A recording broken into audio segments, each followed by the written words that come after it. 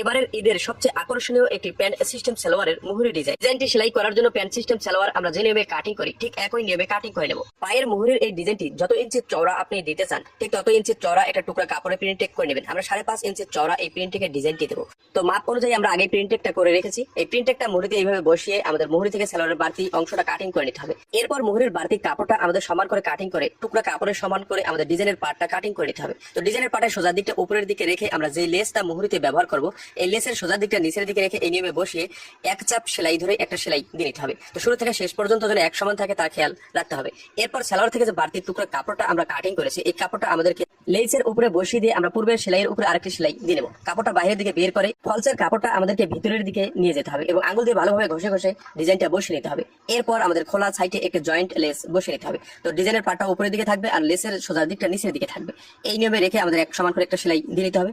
এরপর লবে লবে একটা top scene দিয়ে নিতে হবে। তো এই নিয়মে একটা টপ সিন দিয়ে নেওয়ার পর বডির পার্টটা নিতে হবে। বডির পার্টের সোজা দিকে উপরের দিকে রেখে আমাদের এই ডিজাইনের পার্টটা এইভাবে বসিয়ে নিতে হবে। এক চাপ সেলাই ধরে একটি সেলাই দিয়ে নিতে হবে। শুরু থেকে শেষ পর্যন্ত এক সমান রাখতে হবে। এরপর ওভারলক করে একটি টপ সিন দিয়ে নিতে হবে।